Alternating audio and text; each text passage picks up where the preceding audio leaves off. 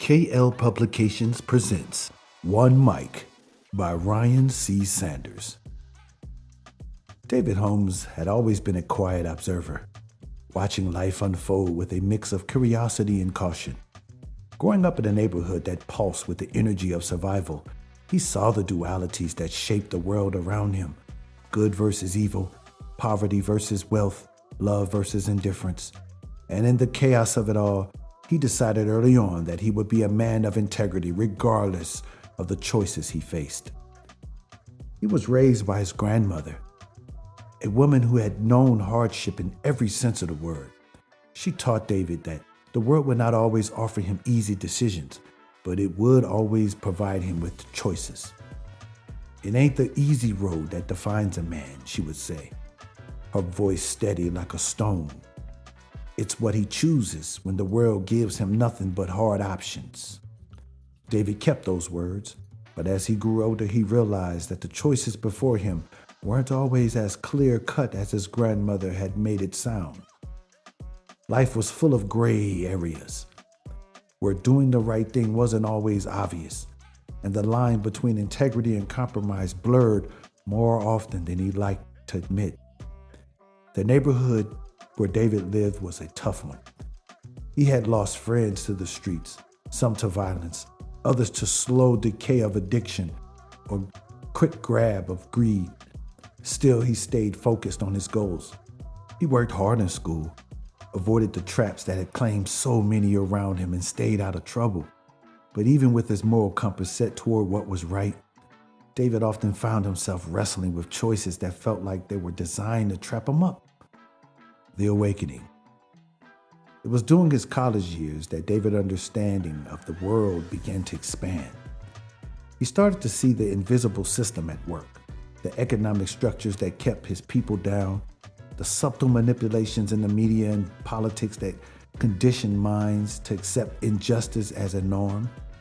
He saw the materialism that had gripped his generation, the obsession with wealth, status, and success that often came at a cost of humanity.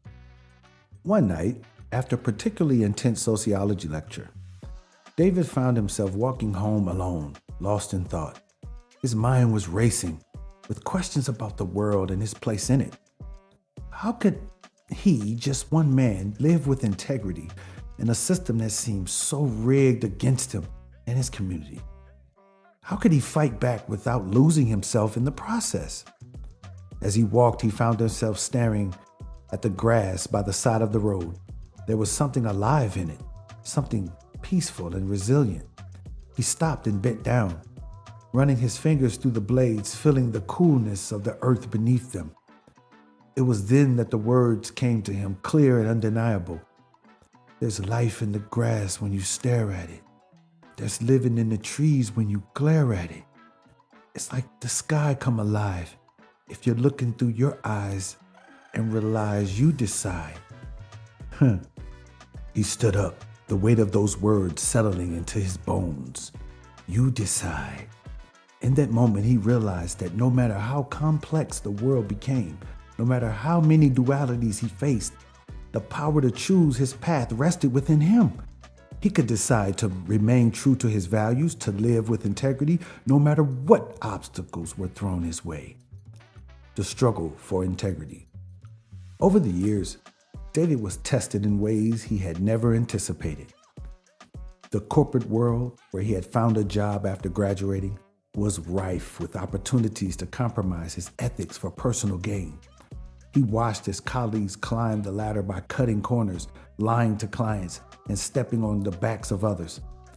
The temptation to do the same was strong, especially when it seemed like that was the only thing to do and the way to succeed. But David remembered his grandmother's words, and he remembered that night with the grass. You decide. And he decided time and again to stay true to himself. It wasn't always easy. He lost promotions, missed out on bonuses, and often felt like an outsider in a world driven by greed and self-interest. But every time he was faced with a choice, he knew deep down that integrity was the only thing that could give him peace of mind. Outside of work, David became more involved in his community, using his growing awareness of socioeconomic issues to help those around him. He started volunteering with local youth programs, mentoring kids who's like him. They were struggling to find their way in a world that didn't seem to offer them many choices. He taught them that no matter how tough life got, they always had the power to decide. Maybe not their circumstances, but their actions and their responses. The power of one mic. Around this time, David also began writing. What started as a way to process his own thoughts and frustrations soon evolved into a powerful tool for change.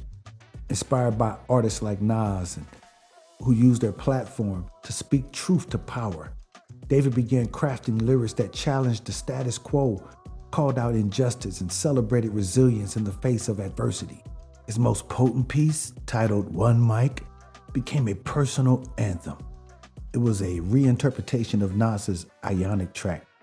But with David's own introspective twist, the song was his declaration to the world, a reminder that all it took to spark change was one voice, one moment of truth, one mic. In the song, David reflected on the interconnectedness of life and the choices we make. Life is but an organism, and we all organizing, strategizing, optimizing, trying to get that money higher. He critiqued the relentless pursuit of money and materialism, calling out the commodification of human lives, from the exportation of workers to the horrors of human trafficking. He admitted his own complicity in supporting businesses that had no interest in the well-being of his community, but vowed to do better and make more conscious choices moving forward. The song was raw, emotional, and unapologetic. It was a reflection of everything David had learned about the world and himself, that no matter how many dualities he faced, no matter how broken the system seemed, he could still choose integrity. And through that choice, he can inspire others to do the same. Conclusion. By the time David reached his 30s, he had become a well-known figure in his community, a man of integrity, a mentor, and a voice for change. He continued to write, speak, and advocate for those who didn't have the same opportunities he did. He knew the world wasn't perfect, but he also knew that perfection wasn't the goal. The goal was to live each day with purpose, to make the right choices even when they're hard, and to remind others that they too had the power to decide their fate.